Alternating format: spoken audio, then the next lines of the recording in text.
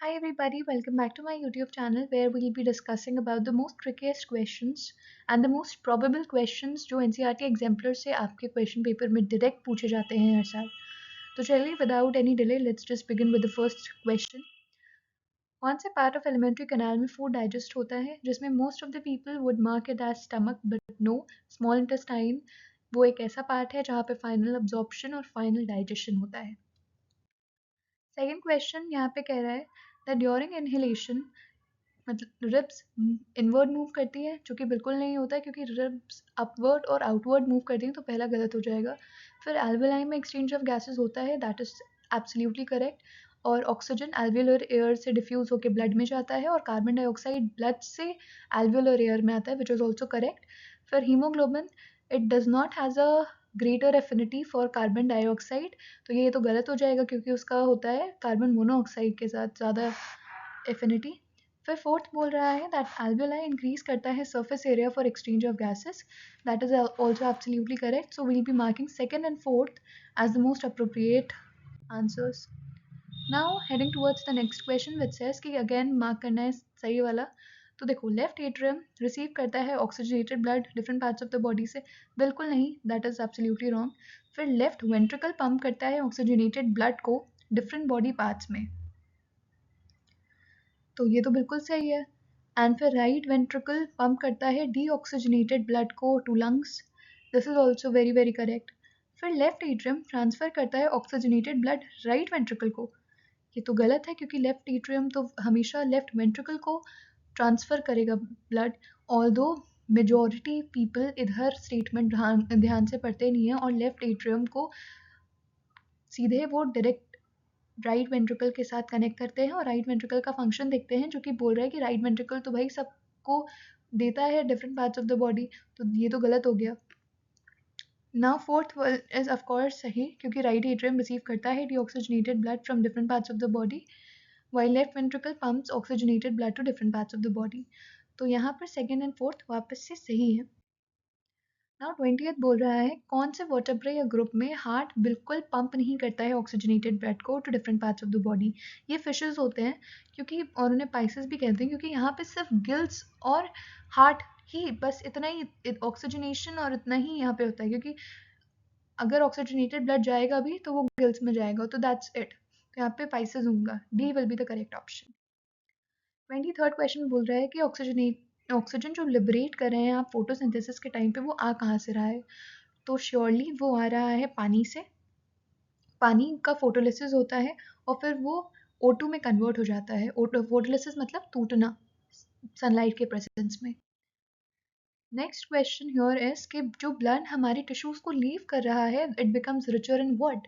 तो आपने पहले एक क्वेश्चन पढ़ा है जिसमें लिखा है कि एल्वेलर एयर जब हमारे बॉडी में आती है तो सबसे पहले तो भाई देखो जब ब्लड में जा रहा है तो वो ऑक्सीजन रिच है और जब ब्लड से आ रहा है वो CO2 रिच है. तो यानी ब्लड हमारे टिश्यूज को जो ब्लड जा रहा है हमारे टिश्यूज से तो वो तो CO2 रिच होगा ना. वो हमारी सारी गंदगी लेकर जा रहा है बाहर, सारा वेस्ट लेकर जा रहा है बाहर तो it will be CO2 rich.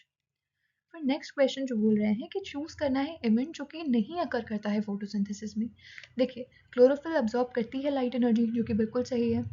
आप कार्बन डाइऑक्साइड को कार्बोहाइड्रेट्स का यहाँ मतलब है C6H12O6 यानी ग्लूकोज. तो क्या कार्बन डाइऑक्साइड रिड्यूस होता है कार्बोहाइड्रेट्स में? नहीं, ये गलत है. और कार्बन ऑक्सीडेशन को क्या कहते हैं हम? ऑक्सीजन का जुड़ना. तो कार्बन में प्लस O2 जुड़ जाएगा तो कार्बन डाइऑक्साइड हो रहा है तो ऑक्सीडेशन तो हो रहा है. This is correct. And conversion of light energy to chemical energy वो भी हो रही है. तो यहाँ पे जो नहीं हो रहा है वो बी वाला पार्ट है तो B will be the wrong statement here. Now 30th and 31st questions choose करना है कि कौन सा प्लांट मतलब किस हिसाब से नाइट्रोजन अब्जॉर्ब करते हैं प्लांट्स. अच्छा, आप में से बहुत सारे बच्चे इधर लगाने वाले हैं एटमॉस्फेरिक नाइट्रोजन को but this is absolutely wrong. Please make sure atmospheric nitrogen को पहले हम कन्वर्ट करते हैं नाइट्रेट्स और नाइट्राइट्स में क्योंकि प्लांट डायरेक्टली एटमॉस्फेयर से नाइट्रोजन नहीं ले पाते हैं. इन बहुत सारे राइजोबियम बैक्टीरिया इस हिसाब से हम कन्वर्ट करने की उसे कोशिश करते हैं तो ये तो गलत हो जाएगा आपका. फिर बात करते हैं यूरिया की. यूरिया प्लीज़ रिमेंबर हमारे जो ह्यूमन बॉडी या फिर प्लांट्स में अमोनिया बहुत ज़्यादा टॉक्सिक होता है, यानी अगर आपको अमोनिया को हम अपनी बॉडी से निकालना है तो उसको बहुत ज़्यादा पानी चाहिए होता है निकलने के लिए, तो हम उतना पानी नहीं दे सकते हैं। तो हमारी बॉडी में, लिवर में उस अमोनिया को हम कन्वर्ट कर देते हैं यूरिया में। तो यूरिया, उसे हम निकालना ज़्यादा आसान होता है, तो उससे नाइट्रोजनस वेस्ट जो है वो निकल जाता है। तो प्लांट में यूजुअली ये फॉर्म होता है नाइट्रेट्स और नाइट्राइट्स और यूरिया के फॉर्म में। तो आपका सेकंड और थर्ड ये ज़्यादा सही होगा। फिर which of the first enzyme mix with in the digestive tract? देखो, सबसे पहले तो अमाइलेस ही होता है, क्योंकि अमाइलेस सलाइवा के साथ मिक्स होता है या फिर उसे ब्रेक करता है सिंपल शुगर्स में कार्बोहाइड्रेट्स को, है ना, जिसे कहते हैं आप मोल्टोज। अब हमारे पास नेक्स्ट क्वेश्चन है कि पायरुवेट को आप किस में कन्वर्ट कर सकते हैं?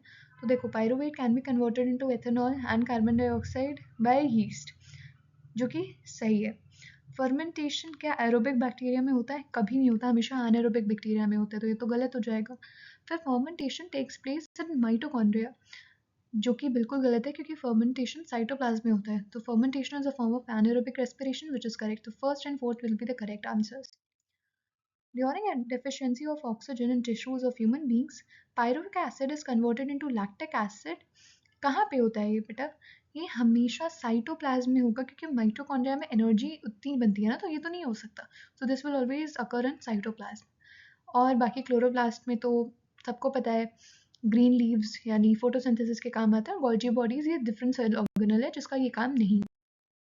ओके, तो यहाँ से हमारे पास थोड़े से ट्रिकी क्वेश्चंस शुरू होने वाले हैं, तो प्लीज़ मेक श्योर करिएगा कि यहाँ से आप वीडियो को पूरा देख कर जाएँ, बिकॉज इनमें से कुछ एक या दो क्वेश्चंस में भी रखे जाते हैं। So first of all, the first question here is, if a plant is releasing carbon dioxide and taking in oxygen during the day, सबसे पहले कार्बन डाइऑक्साइड को रिलीज करना और O2 को लेना, this is called as respiration. और day के time पे हमें मालूम है फोटोसिंथेसिस होता है, तो does it mean that there is no photosynthesis occurring अगर रेस्पिरेशन हो रहा है डे में? नहीं, इट इज एब्सोल्युटली रॉन्ग।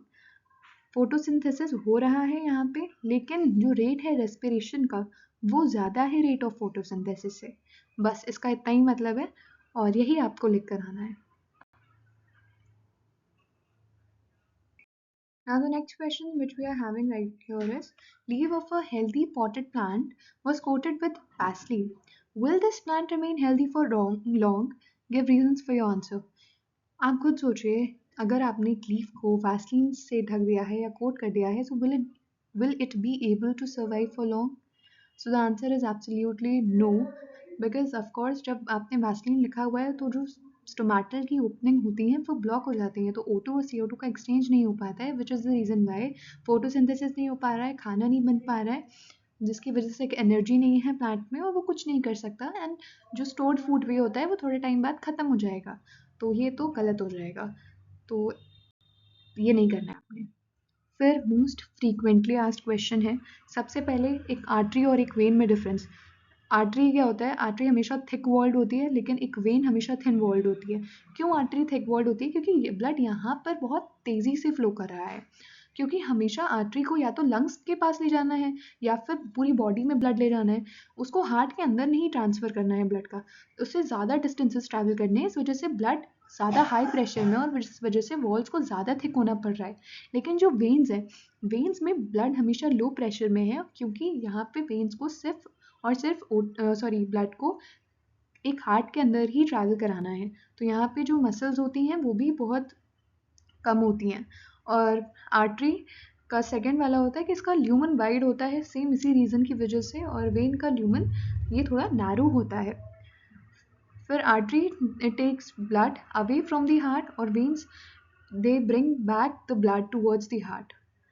फिर क्वेश्चन 49 कह रहा है कि क्या ऐसे अडेप्टैशंस हैं लीफ के फॉर फोटोसिंथेसिस? सबसे पहले वही कि सरफेस में लीफ के सरफेस में क्लोरोफिल होता है ताकि हम ज़्यादा से ज़्यादा सनलाइट को गेन या ट्रैप कर सकें।